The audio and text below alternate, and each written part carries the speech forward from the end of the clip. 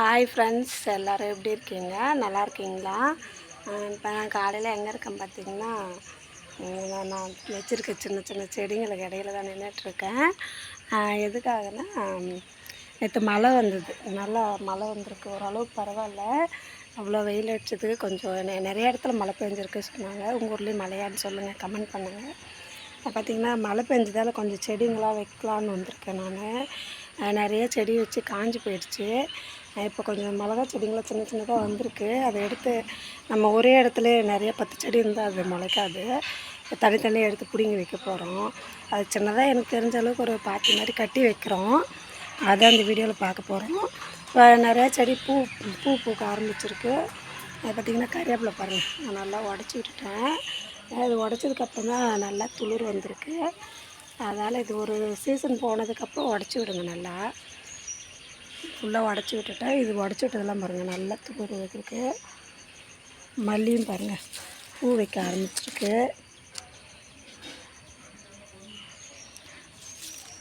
வாங்க இப்போ நான் என்ன செடி நடன்னு பார்க்கலாம். இதுதாங்க பாத்தி மாரி சின்னதாக போட்டிருக்கோம். இது பாருங்கள், ஆல்ரெடி ஏற்கனவே ஒரு 4 செடி மட்டும் போன தடவை நான் பிடிங்கி நட்டு வச்சுருக்கேன். இது மிளகா செடி தான். இது மாதிரி சும்மா பாத்தி மாதிரி போட்டு ஒன்றில் மிளகா செடி நட்டுட்டு மீதெல்லாம் வெங்காயம் போடலான்னு இருக்கேன். அது நான் நாளைக்கு தான் வாங்கிட்டு வந்து போடணும். இப்போ இங்கே தண்ணி இல்லாதால் என்ன பண்ணுறேன், நேற்று மழை வந்தது. மழை வரும்னு தெரியலன்னா நான் கீரை விதை போட்டு வச்சுருப்பேன். கறிவேப்பிலை பாருங்கள், நல்லா துளிர் இருக்கா, அதை ஃபுல்லாக உடச்சி விட்டுட்டோம். பார்த்திங்கன்னா மல்லி செடி இப்போ தான் நல்லா பூ வைக்க ஆரம்பிச்சிருக்கு. நிறைய முட்டு விட்டுருக்கு.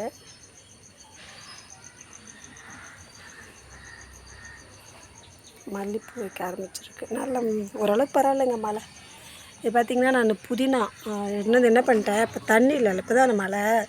சரி தண்ணி இந்த இதுக்கு செடிக்கு வர தண்ணி அது சைடில் வச்சு விட்டோம்னா துளிர் வரும்னு சொல்லிட்டு புதினா வேணுன்னு இப்படி நல்லா குச்சி வச்சு விட்டுட்டேன். பார்க்கலாம், இன்னும் ஒரு வாரம் கழித்து நான் இது எப்படி துளிர் வந்திருக்குன்னு காட்டுறேன். இப்போ எந்த மிளகா செடியை நட போகிறேன்னா, இது பாருங்கள், இங்கே நிறைய முளைச்சிருக்கு. கத்திரிக்காயுமே அதேமாரி தான் நான் பாத்தி போட்டு வச்சேங்க. ஆனால் எல்லா கத்திரிக்காயுமே நம்ம வைக்கிற எல்லா செடியுமே வரதில்லை. 1-2 தான் வருது, 1-2 இறந்துடுச்சு. இன்னொன்று பார்த்திங்கன்னா, நம்ம செடிங்க வந்து என்ன தான் நம்ம தண்ணி ஊற்றினாலும் டெய்லியும் ஒரு நாள் மழை வந்தாவே அது நல்லா பற்றிக்குதுங்க. இப்போ பரவாயில்ல, எனக்கு இந்த கத்திரிக்காய் செடியில் இனிமேல் நல்லா வரும். ஏன்னா பாருங்கள், நம்ம தண்ணி ஊற்றும் போது கூட இவ்வளோ ஃப்ரெஷ்ஷாக இருக்காது. ஆனால் நேற்று ஒரு நாள் மழைக்கு நல்லாயிருக்க இலைங்கெல்லாம் இப்போ கொஞ்சம் ஒரு வாரம் கழித்து பாருங்கள், நல்லா வந்துடும், பெருசாக இருக்கும். இதை தான் நம்ம இப்போ எடுத்து வேறு இடத்துல வைக்க போகிறோம். இது ஒரே இடமா இருக்குது மிளகா செடி. இது இப்படி இருந்தால் அது நல்லா காய்க்காது.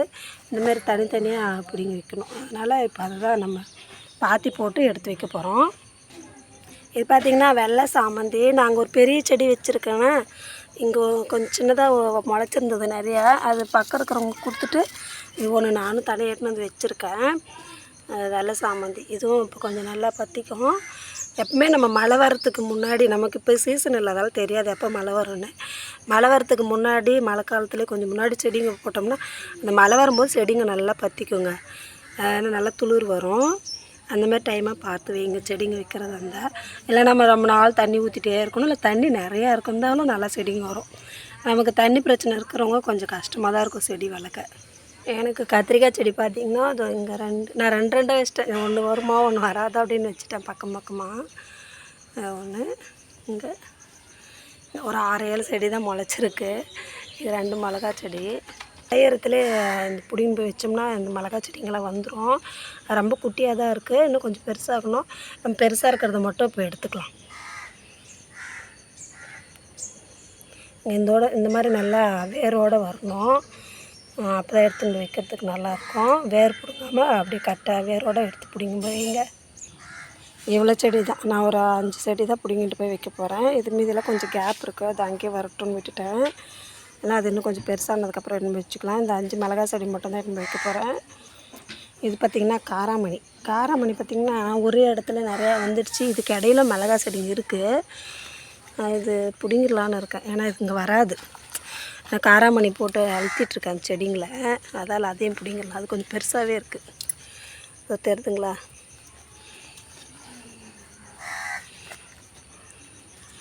இந்த பாருங்கள், இது மிளகா செடி.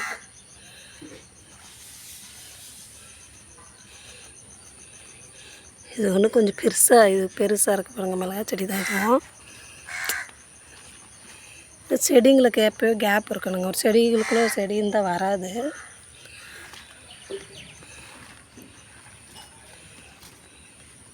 இதுதான்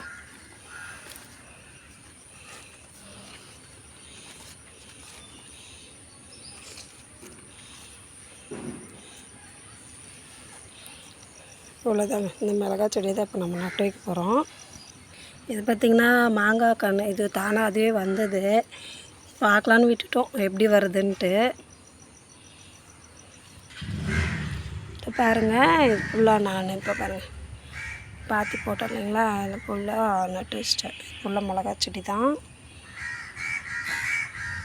ஃபுல்லாக பெருசாகட்டும். இப்போ தண்ணி வருது இல்லைங்களா, நம்ம இப்போ பாத்திரம் தேய்க்கிற தண்ணியும் எந்த தண்ணியும் இது ஃபுல்லாக இதில் வந்து இப்போ செடிங்களுக்கு அப்படியே நின்றுக்கும். மழை பெஞ்சதான் ஈரம் இருக்குது, அதில் நம்ம ஒரு நாள் தண்ணி ஊற்றுனோம்னா செடிங்களாம் நல்லா பார்த்திக்குங்க. இது ஃபுல்லாக மிளகா நாற்று. இங்கேயும் பார்த்திங்கன்னா இங்கே ஒரு காராமணி இருக்குது. இது பார்த்திங்கன்னா செடி அவரை சொன்னோம் இல்லைங்களா, அதை நான் வாங்கிட்டு வந்து இப்போ இந்த லசும்பு வச்சுருக்கு. ஆனால் காய் நல்லாயிருக்கு பாருங்கள், அவரைக்காய் செடி அவரை. கை மண்ணாக இருக்குன்னு பார்க்காதீங்க, இதில் கை வச்சது தான். செடி நட்டோம் இல்லைங்களா, அதுதான் அவரைக்காய் பாருங்கள். 2 கொத்து வந்திருக்கு. இதில் ஒரு 3 அவரைக்காய். இந்த அசும்பு பாருங்கள், இந்த அசும்பு வந்தால் செடி இங்கே பூ வைக்க விடாமல் பண்ணிடுது. இது ஒரு 3 அவரைக்காய், இங்கே ஒரு 3 அவரைக்காய் வச்சுருக்கு. செடி அவரை நல்லாயிருக்கு. இவ்வளோ ஹைட்டு தான், நம்ம ரொம்ப ஹைட்டெலாம் இல்லை, ஒரு 2 அடி ஹைட்டு தான் வருது. ஏன்னா இந்த அசும்புக்கு ஏதாவது மருந்து போடணுமா என்னன்னு தெரில. சாம்பல் தான் போட்டு விடுவோம், சாம்பல் போட்டு விட்டாலே அசும்பு போயிடும். பரவாயில்ல, எப்பயுமே காய் இருந்துகிட்டே இருக்குது. ஏதாவது சாம்பாரில் போட எதுக்காவது யூஸ் ஆகும் நமக்கு. அதனால தான் செடியை அவர் வாங்கிட்டு வந்து வச்சோம். இங்கே ஒரு 3 இதுவும் மிளகா செடி தான். இதை நான் இப்போ 2 நாளைக்கு முன்னாடி நட்டுது. இதுவும் நல்லா பற்றிக்கிச்சு. இதை வந்து பாத்தி மாரி போட்டு விட்ருக்கோம். இதில் சின்ன வெங்காயம் வாங்கிட்டு வந்து நட்டு வைக்கலான்னு இருக்கோம். நான் நடும்போது காட்டுறேன் ஃப்ரெண்ட்ஸ். வீடியோ உங்களுக்கு பிடிச்சிருக்கான்னு சொல்லுங்கள். யார் யார் வீட்டுக்கா செடி வைக்கிறீங்கன்னு சொல்லுங்கள். கறிவேப்பிலை பாருங்கள் எவ்வளோ அழகாக துளுத்துருக்கு. நேற்று மழை பெஞ்சுது, அந்த தண்ணி கூட இன்னும் வடியில் அழகாக இருக்குது. பார்த்திங்கன்னா கொத்தவரங்காய் நான் 5 செடி வச்சதில் இது ஒன்று தாங்க அப்படியே இருக்குது. இது விதைக்காக 2 நான் விட்டுட்டேன்.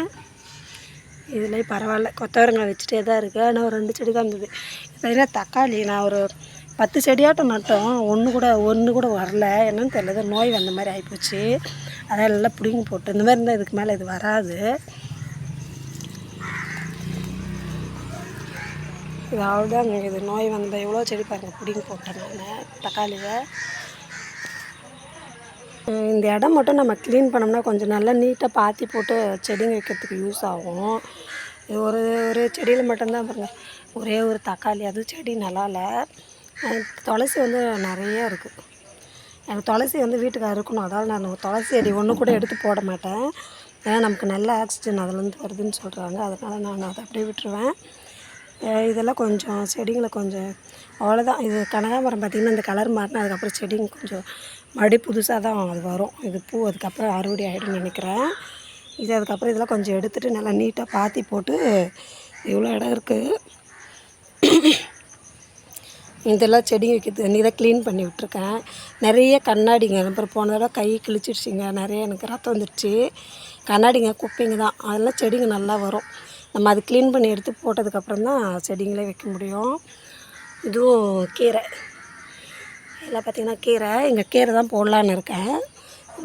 கொத்தி விட்டுட்டு கீரை தான் போடலான்னு இருக்கோம். சிறுகீரை அதை எடுத்து வச்சுருக்கேன், போன தடவை போட்டுட்டு வளரும்போது உங்களுக்கு காட்டுறேன் ஃப்ரெண்ட்ஸ். அவ்வளோதான். இந்த வீடியோ உங்களுக்கு பிடிச்சிருந்தா லைக் பண்ணுங்கள், ஷேர் பண்ணுங்கள், கமெண்ட் பண்ணுங்கள், நம்ம சேனலை சப்போர்ட் பண்ணுங்கள். இது தண்டுக்கீரை.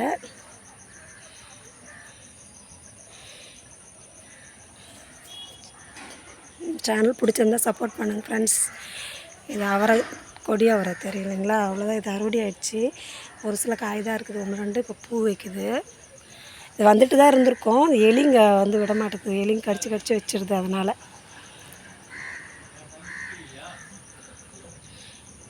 அவ்வளோதான் ஃப்ரெண்ட்ஸ். இந்த வீடியோ உங்களுக்கு பிடிச்சிருந்தா லைக் பண்ணுங்கள், ஷேர் பண்ணுங்கள், கமெண்ட் பண்ணுங்கள், சப்ஸ்கிரைப் பண்ணுங்கள், நம்ம சேனலுக்கு சப்போர்ட் பண்ணுங்கள் ஃப்ரெண்ட்ஸ்.